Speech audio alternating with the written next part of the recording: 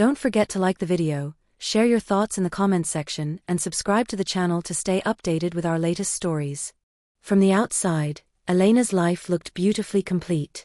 A well-kept home nestled in a quiet suburb, 2 healthy children, and a devoted husband who came home every night. It was the kind of life people envied, safe, orderly, picture-perfect. But perfection has a way of masking rot, and Elena could feel it creeping in. Each morning she rose, made breakfast, packed lunches, and smiled through a routine that felt more like performance than purpose. Her laughter was polite. Her presence, automatic. No one noticed that she was slowly disappearing, not even David. They had stopped really looking at each other years ago. Their conversations were functional, their intimacy a memory. But Elena remembered. She remembered what it felt like to be kissed with urgency, to be asked questions that weren't about groceries or school drop-off. The silence between them wasn't peaceful, it was loaded, a quiet reminder of everything that had slipped away. She would stand at the window with a cup of tea cooling in her hand and wonder, how did I get here? She had everything she was supposed to want. And yet, inside, something restless stirred. Something that whispered, there has to be more than this. And she was starting to believe it. David was never unkind. He didn't shout, didn't cheat, didn't forget birthdays or leave bills unpaid. He was dependable to a fault, the type of man who believed showing up every day was the same as being present. And for years, Elena convinced herself that it was enough. But as time wore on, his constancy began to feel more like absence wrapped in routine. He came home tired, buried in work emails, and collapsed into the comfort of his own silence. Their conversations, once full of laughter and dreaming, had thinned into functional exchanges. What time's the parent-teacher meeting? Did you pay the gas bill? The space between them wasn't hostile, it was hollow. Safe, but echoing. At night, Elena would lie in bed beside him, listening to the soft hum of his breathing, wondering when they had stopped reaching for each other. His hand no longer searched for hers in the dark. His eyes rarely lingered on her face. They moved around each other like practiced performers, choreographed by years of obligation. And the worst part was, David didn't seem to notice anything was missing. That was what hurt most. Not cruelty. Not conflict. But the quiet indifference of a man who thought love was maintenance, not magic. Elena longed to be seen, not just acknowledged. To be wanted, not just needed. And every day that passed without that fire, she felt herself sinking deeper into invisibility, wondering if anyone would ever see the parts of her that had quietly dimmed in the dark. It started with a name on a screen, Elliot. A message that appeared one ordinary Tuesday evening as Elena stood in the kitchen, rinsing dishes while her kids bickered in the background and David scrolled through his phone in silence. She nearly dropped the plate when she saw it. It had been over a decade, but something about those 6 letters sent a ripple through her. Elliot, her college friend, her confidant, the one person who had ever truly challenged her thinking and made her laugh so hard she cried. Their friendship had been a wildfire of ideas, shared dreams, and long nights talking until the sun hinted at dawn. And now, out of nowhere, here he was again, like a ghost stepping out of memory. Hey. Saw something that reminded me of you. Hope you're well. Her heart skipped. Not from romance, at least, not yet, but from the shock of being remembered. Seen. She typed a careful reply, hands trembling more than she'd admit. What followed was a flood of exchanged messages, laughter over old jokes, and updates on lives that had gone in different directions. Talking to Elliot felt effortless, like slipping into an old sweater that still fit perfectly. He asked her things no one had in years, about her writing, her art, her dreams. And in answering, Elena realized how long it had been since anyone had cared about the parts of her that existed beyond the roles she played. Something had reawakened. And it terrified her. Their conversations became the brightest part of her day. What began as a trickle of polite exchanges soon flowed into a river of connection that felt impossible to dam.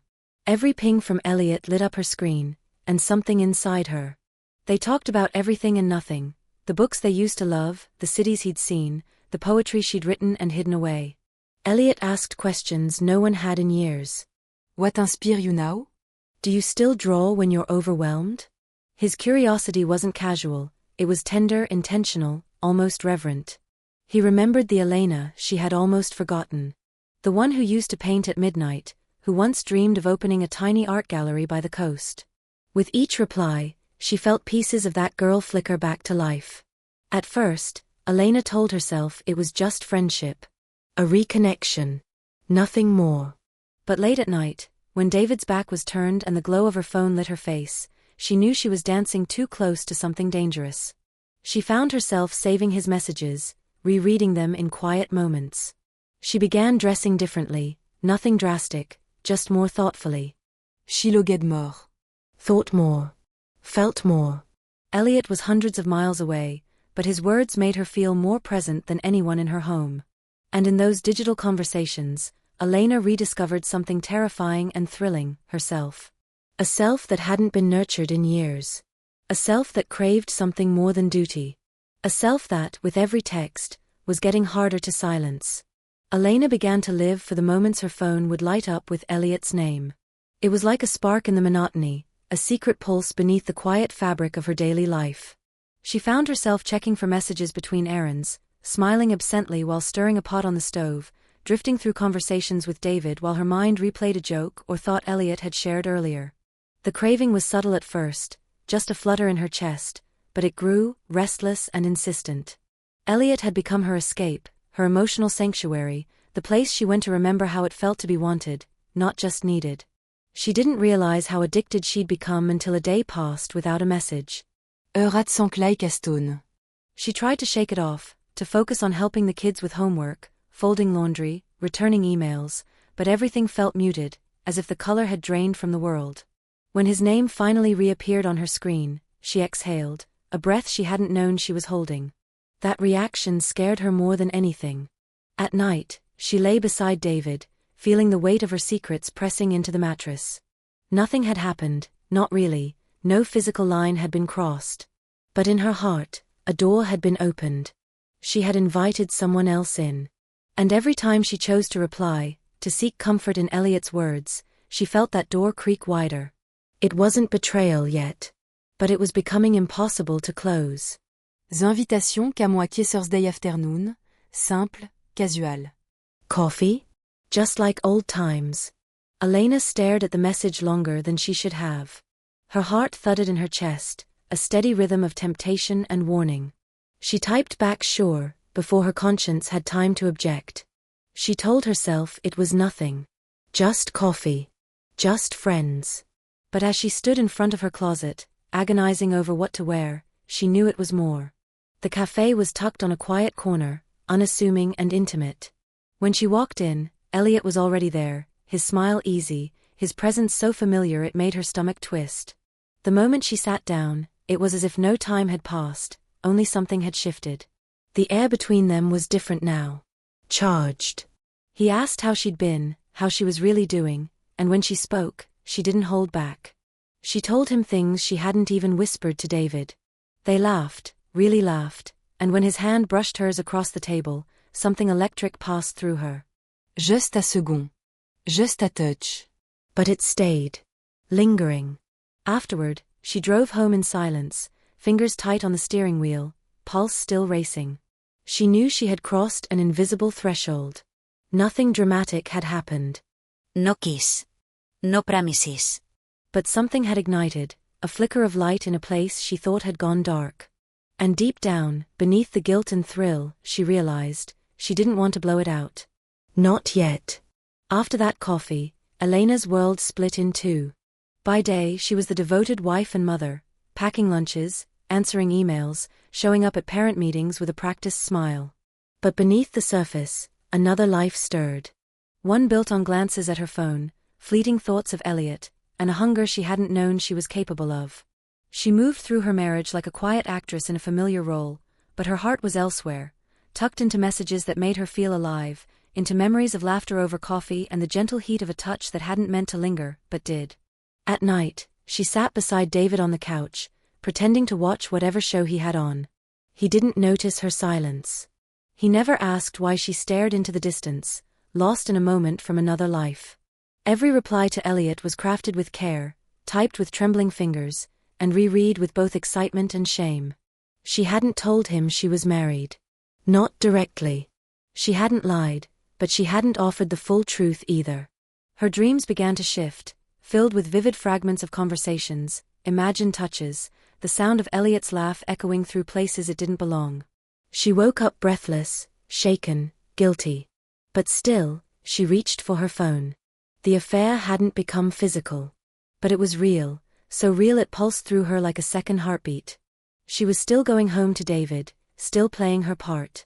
But every secret she held tightened the space between who she was and who she was becoming. It happened on a night like any other, dishes in the sink, the kids finally asleep, the living room dim except for the soft blue glow of the television. Elena sat curled on the edge of the couch, her thoughts miles away, when David broke the silence. "Are you happy?" The question landed like a stone in her chest. Her eyes darted to him, surprised not by the words, but by the quiet ache in his voice. She opened her mouth to respond, but nothing came. What could she say? That she felt like a shadow in her own life? That she couldn't remember the last time she'd felt desired, or even seen? She turned away, pretending not to hear, hoping the question would drift away like so many others they'd left unanswered. But it didn't. It lingered. It echoed. That night, sleep evaded her, replaced by a pit of guilt and restlessness that gnawed at her ribs. She lay beside David, aware of every inch of space between them, every layer of silence they'd buried the years under. And yet, even in the heaviness of that moment, her thoughts drifted to Elliot, his questions, his warmth, the way his words made her feel like she mattered. It was wrong. She knew that. But in her bones, Elena also knew the truth. The affair hadn't begun with Elliot. It had begun the moment her needs went unheard, the moment love was replaced with duty. David's question had cracked the illusion. And now, she couldn't unhear it. In the days that followed David's question, Elena unraveled in silence.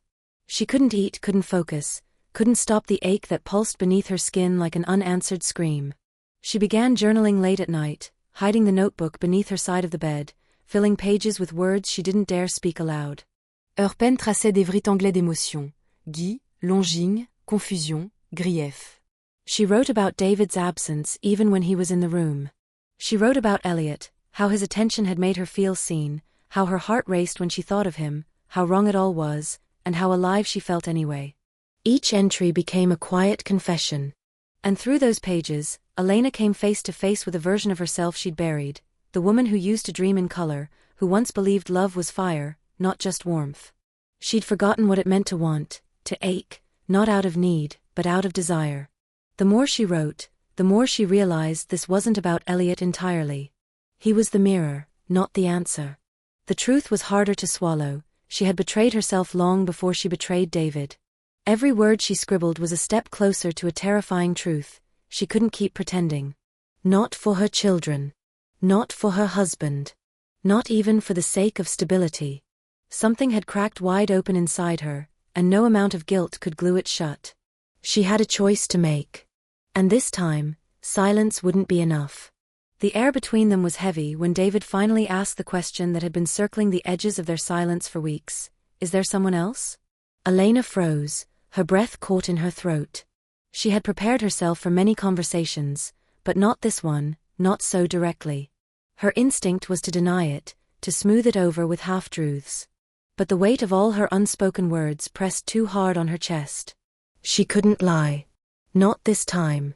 She lowered her gaze and said nothing, and in that silence, David found his answer.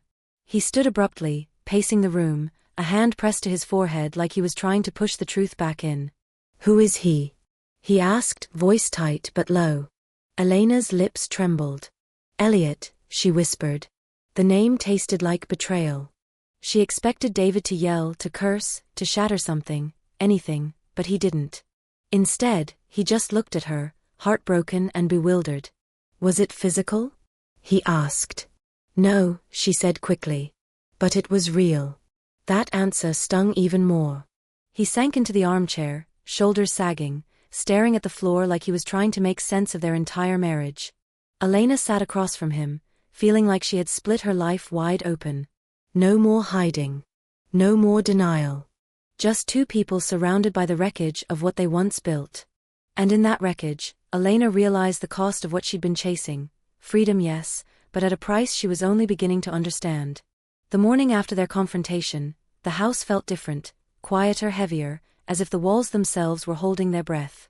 David moved through the rooms with a silence that wasn't cold, but wounded. Elena watched him from the kitchen doorway, her heart heavy with everything she couldn't undo. She knew Elliot was still a thread in her life, however frayed, and that had to change. Not because she didn't care, but because if there was even the smallest chance of salvaging what remained with David, it had to be rooted in truth, not shadow. She met Elliot in a park not far from the bookstore they once joked about turning into a reading cafe. There was no romance in the air this time. Just a gray sky and the weight of what they both knew. "I can't do this anymore," she said, her voice low, trembling. Elliot didn't fight. He looked at her with a sadness that mirrored her own. "You were my reminder," she added, "of who I used to be. But I can't find myself in something that was never meant to last." He nodded, swallowing words he wouldn't say. You deserve peace, Elena. "I hope you find it." When she walked away, her heart cracked, but not from regret. From clarity. Elliot had been the match that lit the fire. But she had to be the one to rebuild from the ashes. That chapter was closed now. And whatever came next, it would begin with honesty, however painful, however uncertain. The days that followed were raw and unsteady, like walking barefoot over shattered glass. David didn't rage, didn't retreat, he simply existed beside her, quieter than ever, his pain hanging in the air like smoke. Every glance between them felt loaded, every silence a reminder of what had cracked. Elena moved cautiously through their home, aware of every gesture, every word left unsaid. The children noticed the shift, though they couldn't name it. They clung tighter, asked more questions, and Elena answered them with a smile stretched too thin. One evening, after putting the kids to bed, David sat at the dining table, a cup of untouched coffee in his hand. "I don't want to live like this," he said, not angrily, but with a kind of weary truth that pierced straight through her. Elena sat across from him, her fingers trembling around the mug she didn't drink from. "Neither do I," she replied. And that's when they decided, if they were going to stay, it had to be different. No pretending. No patching all without understanding the crack. They started therapy, not out of desperation, but out of a mutual willingness to try. It was awkward at first, painful. The sessions unearthed things they'd buried for years. David admitted how lonely he'd felt but never knew how to ask for more.